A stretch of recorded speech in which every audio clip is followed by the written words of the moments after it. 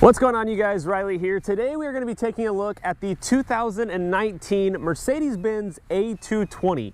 Now this is kind of like Mercedes entry-level sedan. So even for an entry-level sedan, it actually has a lot of features. The price is relatively low compared to, well, most other Mercedes models. And I thought today we would take some time to take a look at this new Mercedes A220, since it is a new model for Mercedes. And I think that Mercedes actually has just hit it out of the park with this thing. And pretty shortly, you're about to find out why. So the MSRP on this car right here was about $36,000 when it was brand new. Now this one is just slightly pre-owned with about 2,700 miles on it, and it is for sale where I work over at Parkway Chevrolet. So funny enough, I was actually planning to do a video at a Mercedes dealership with almost this exact car last week, and then something came up, didn't end up working out, and then this car got traded in like a few days after. So I guess it was meant to be.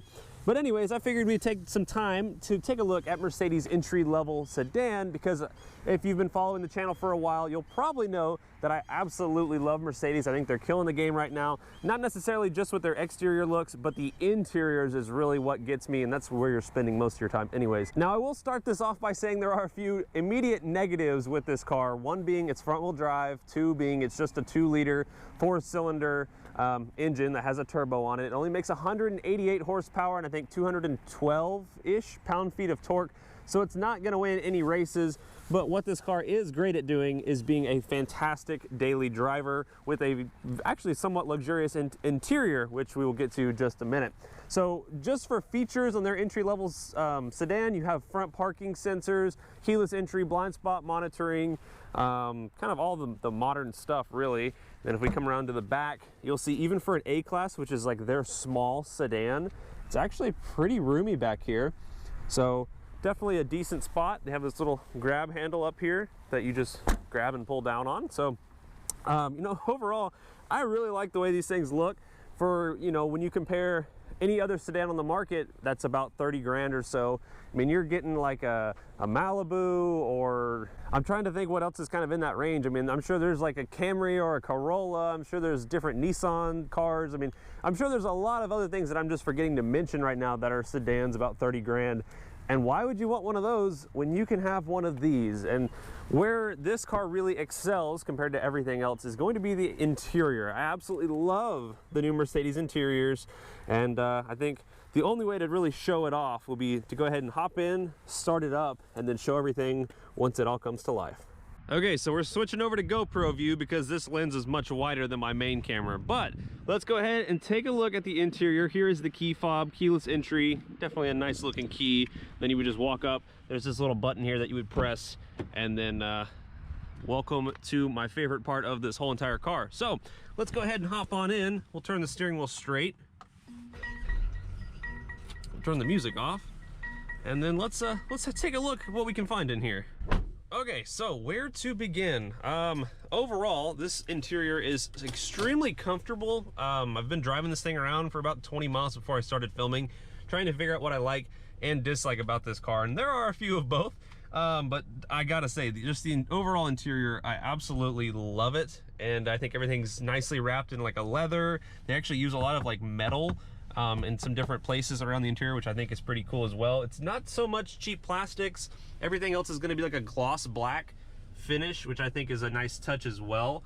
And I mean, overall, 10 out of 10 for Mercedes, just really stepping up their interior game just in the last few years. So we'll start off here at the gauge cluster, which is going to be right in front of you. So the gauge cluster you control with the left side of the steering wheel, so you can go through and scroll through a whole bunch of different things, and actually you can change the way this whole display looks.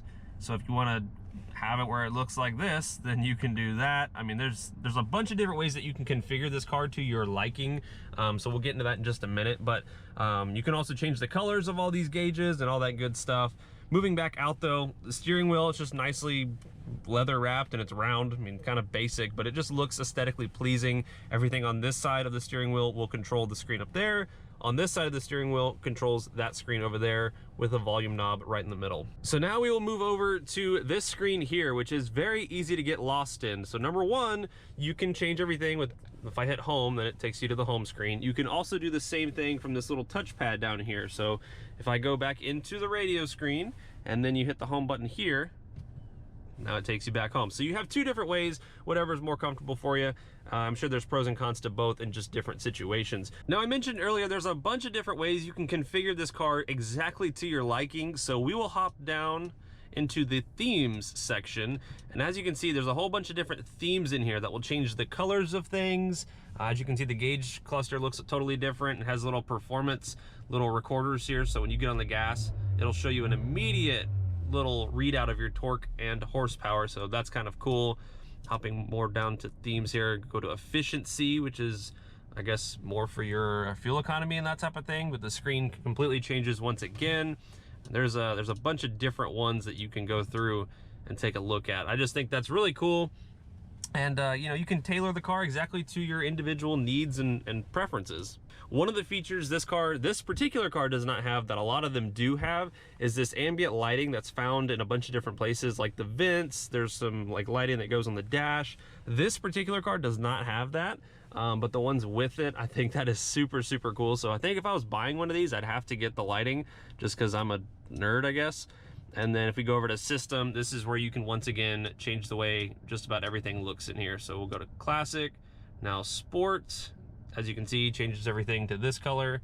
And then you can go down to progressive, and progressive changes it to look like that. So I think I like the classic and sport the best. We'll just leave it on classic for now. But as you can see, there's just a bunch of stuff that you can go through and change in here. It's very easy to get lost in these menus. So I'm very glad they have a home button right there because there's a lot that you can go through and change in here, as well as the info screen, which will show you things like your fuel economy. It'll show you engine readouts. And then last but not least, it'll show you, I guess, your percentage of how much you're pressing the gas pedal and then how much you are pressing the brake pedal. So kind of interesting, but very cool. And you know, everything just works in here. It works nicely for a you know, low entry level car. You have a panoramic sunroof up there. The back seats are super nice, definitely can fit a normal sized human and no problem. It's got the little tie downs there for your car seats, which are very easy to access and not like tucked way down into the seat, which is very annoying to get to. So that is your basic overview of the interior on the front of this car. We'll hop into the back seat and I will show you guys how much legroom I have, being 5'11". So that is where I sat on the way here. Let's see how much room I've got. Keep in mind, this is their smallest sedan. It's definitely a little bit on the tighter side, but it can work for people like 5'11", such as myself. Also in this back seat here, then you've got this little center armrest for their liking. And yeah, not much back here though. I mean, 2 USB-C ports and a little ashtray thing, but overall, not much going on back here, but it does work. Lastly, if you were wondering, the back seats do fold down with entry to your trunk there. So that's always nice to know. So that is your basic overview of the Mercedes-Benz A220.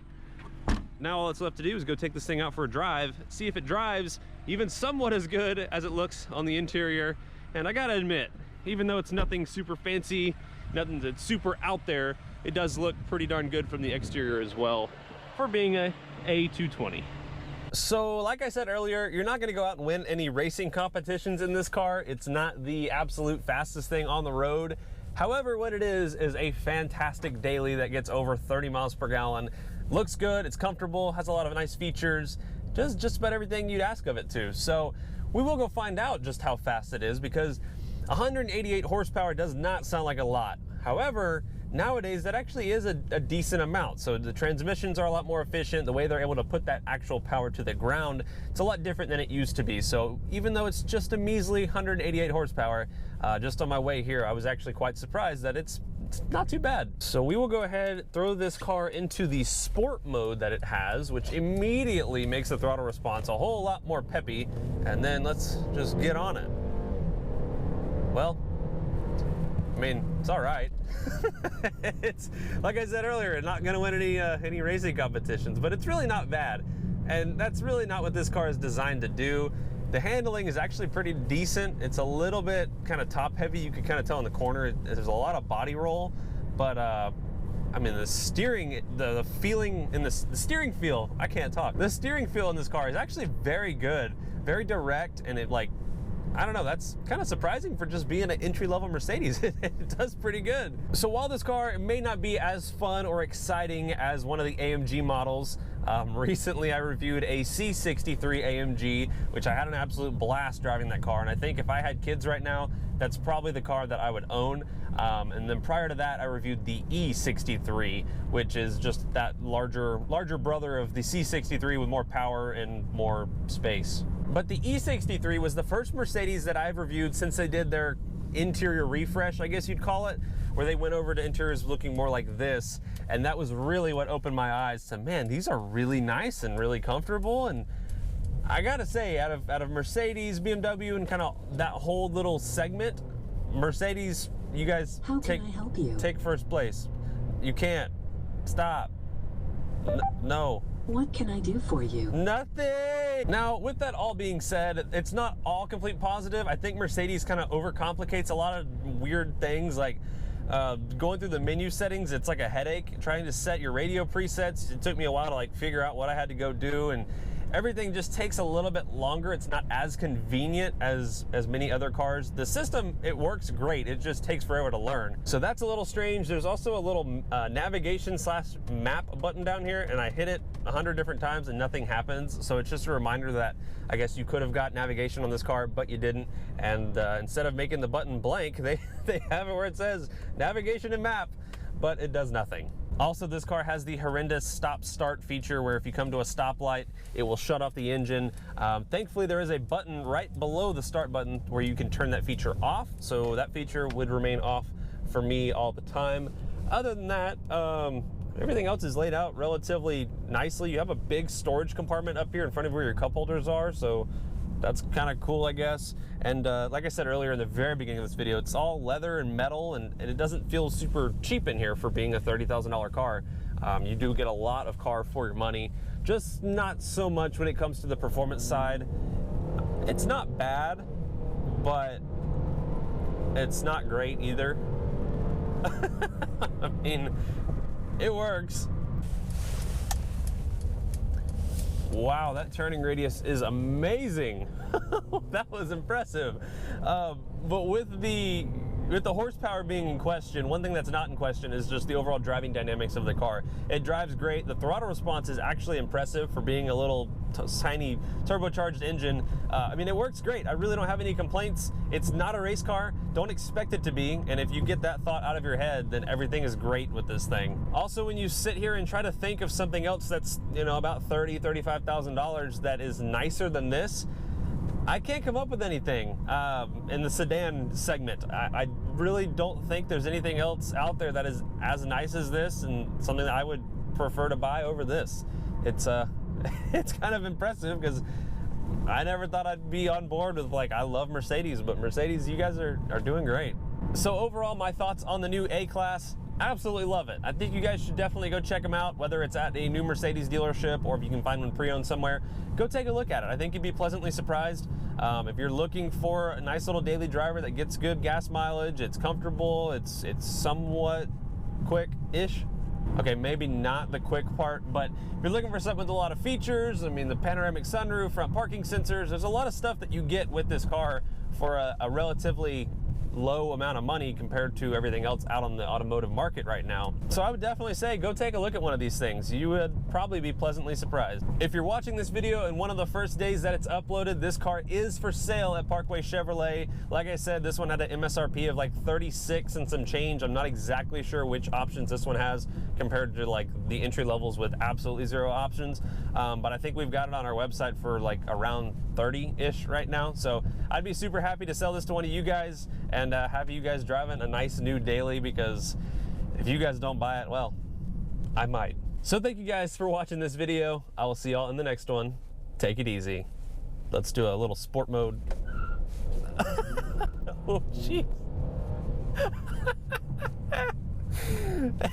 It's pretty peppy. I meant to put it in sport mode. I put it in eco mode and it still just tripped the tires.